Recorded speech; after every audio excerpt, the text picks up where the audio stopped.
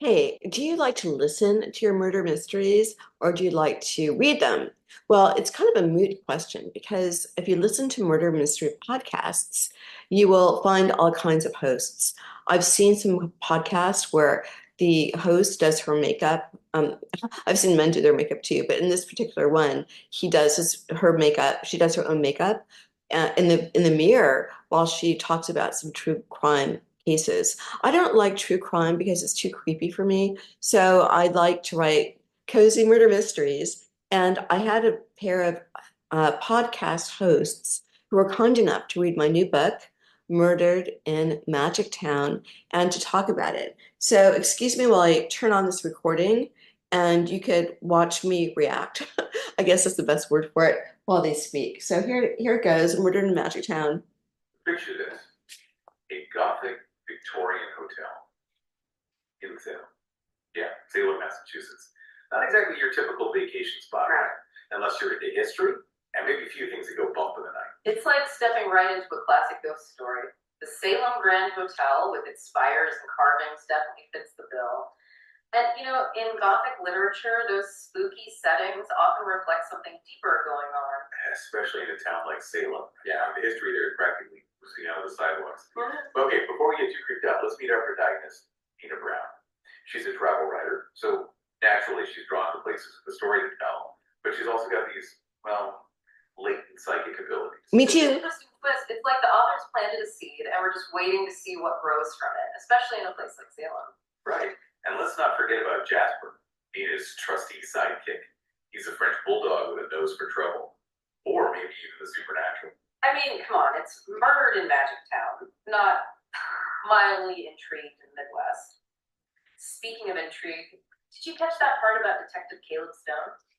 At first, he seems like a minor character, just giving Nina a hard time about jaywalking. Oh, I know. It's like, why introduce him so early on unless he's going to play a bigger role later? Those little details always make me wonder. Right, they're like breadcrumbs leading us deeper into the mystery, but then, just when you think you're starting to get a feel for things, bam, which bones. Talk about a conversation starter. I mean, who casually displays their ancestors' remains in the hotel lobby? So, Salem. Totally. It's like the author's reminding us that in Salem, the past isn't really past. It's still very present. It's brilliant, really. And then, as if the witch bones weren't enough, the hotel owner casually mentions Rosie, the resident ghost. Oh, yeah. No, that's what I call a cliffhanger. Right. Is she friendly? Mischievous?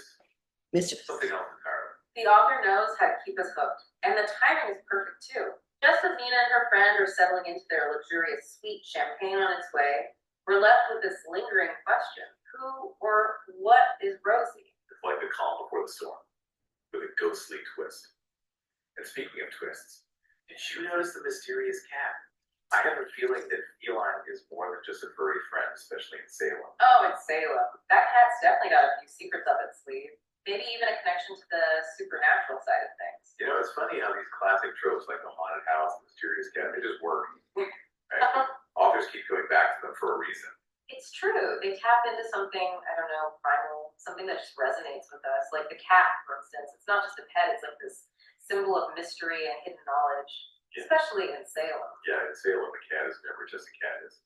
But speaking of Salem and things that are not what they seem, I keep thinking about that scene with the witch bones. It's so creepy, yet so casual, how the owner just displays them like a prized heirloom.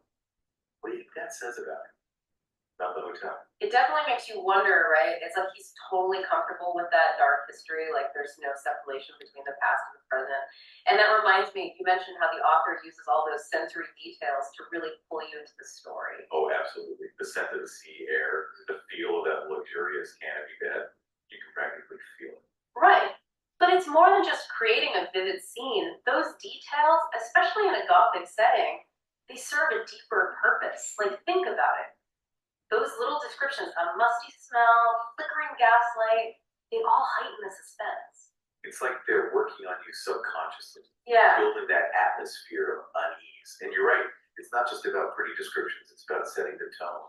It's almost like the hotel itself becomes a character moment. Absolutely, a character with its own secrets and stories. And just like a character, it can surprise you. Remember, we're still in the cozy part of this cozy mystery. But you can see those cracks in the facade starting to show. luxurious amenities, the charming setting, almost too perfect, you know? It's like the calm before the storm. And we haven't even gotten to the murder yet. Which is probably a good place to start with part 3, don't you think? Okay, are you ready? Things are about to get seriously spooky at the Salem Grand Hotel. We're finally diving into the murder part of this whole murder mystery thing. Well, at least we know it's a cozy mystery, so it's probably not going to be like Nina or Jasper biting the dust. True, true. But remember how the owner mentioned his witch ancestors? What if the unfortunate event is somehow connected to them? You know, like the past coming back to haunt the present. Ooh, now that would be a twist. And speaking of twists, you know what I find really interesting? How the author uses Nina's psychic abilities to kind of give us those chills down our spine. You mean how she senses things others don't, like that coldness in the air or a shadow moving out of the corner of her eye? Exactly. It's subtle, but it really puts you in Nina's shoes. We don't just hear about the spooky stuff, we experience it right along with her. It's so clever. And you know who I can't forget about? Rosie the ghost.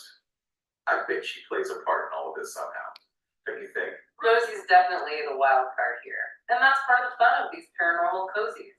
Is she a harmless spirit? A mischievous prankster? Or something, well, a bit more menacing? I'm hoping for a helpful ghost sidekick, personally. Yeah. Maybe she's like a spectral detective watching everything from beyond the veil. I like that. She could be dropping clues, leading Nina to the truth. You know, it makes you wonder, why do we love these paranormal elements in our mysteries so much? What do you think? It's a good question. What's your take? Well, I think it's more than just like a love for ghosts and magic. It's like those elements represent the unknown, the things we can't explain. And mysteries are all about unraveling those unknowns, right? So it's a perfect pairing. Absolutely. Like adding a dash of the supernatural to an already delicious mystery cocktail. But even with the ghosts and psychic abilities, we still got a good old-fashioned whodunit on our hands, and I'm dying to find out who the victim is, what secrets they were hiding, and of course who did it. Well, you're in luck. Sounds like you've got a copy of Murdered in Magic Town ready to go. I do. And listeners, we want to hear from you. What are your theories about the Salem Grand Hotel? Who do you think the victim is? Head over to our website and let us know. Until next time, happy reading.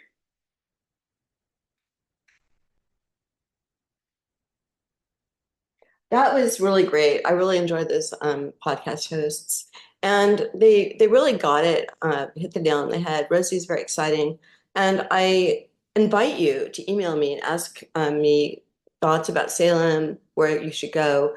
I never lived there, but I lived in Boston for a bit, and I used to go there on Halloween night too. It's pretty spooky. I I did attend a seance, and aside from Murdered in Magic Town, which is it's number 5 in a series, but you don't need to read any of the other books to enjoy it. There's another book called Silenced in Salem, which is also about a mystery. But the host picked up on something that just came to me when I was writing the book. I don't know if you would keep your ancestors' bones, but the owner of this inn literally dusted them off. He found, not him, his great grandfather found them. It's kind of, well, it is sad, of course, it's tragic. But when a witch was declared a witch in 1682, they would just throw them in a certain place. The bones would just be there. So the great great grandfather took the bones to their inn. They've owned this inn for hundreds of years, and it just was in a box.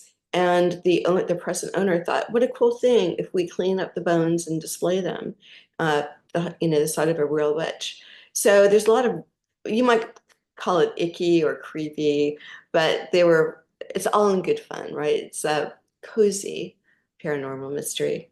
So before I give away the whole book, which I want to do,